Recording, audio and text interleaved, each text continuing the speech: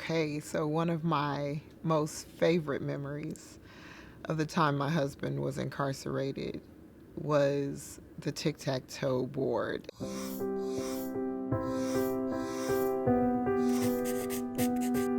Jeffrey would play tic-tac-toe through the mail with our then 5-year-old daughter. He taped together almost 8 sheets of paper, and there were 90 tic-tac-toe boards.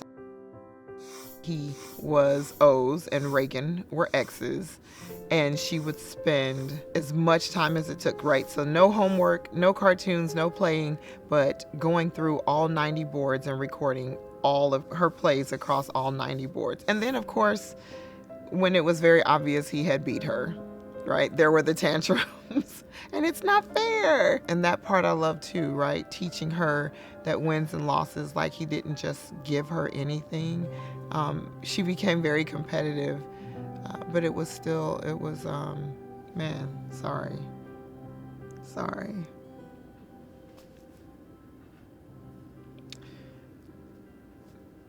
To not feel alone as a parent in a situation like that. It's the little things, right? It's not just someone to be home, but even in the absence that we didn't have control over, he was still very present. And it was a hard situation that he made tolerable even through our children. So the focus wasn't on the fact that he wasn't there. The focus was on, my dad is playing this game with me through the mail. Yeah. It's hard because you struggle to find ways to still be the best parents you can be in a tough situation. And I never would think you could do that through a homemade, gigantic tic-tac-toe board that we still have.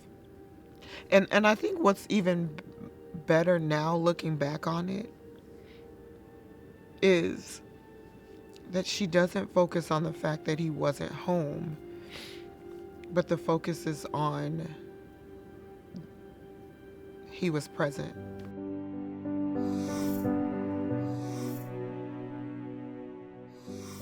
Individuals that commit a crime, that end up incarcerated, they don't lose the privilege of being a parent. What they do, unfortunately, is they gain the hardship of being a parent that's separated with no control over that.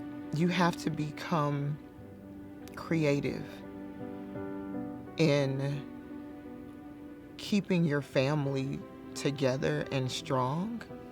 And I think that what is lost also on legislators or judges or even just the system is the fact that there are so many amazing parents, mothers and fathers incarcerated, and in that struggle, like my husband, they go out of their way to still be attached to their homes. He didn't let it define him as a father. And that is the part that I think that people lose sight of because they focus so much on this person committed a crime and they should have to do all of this time. We should also be focused on what individuals do with that time because that is the whole purpose of corrections, is to rehabilitate, is to correct or right a wrong. I would challenge any lawmaker to think through how impossible it is to parent their child from a distance with so many constraints.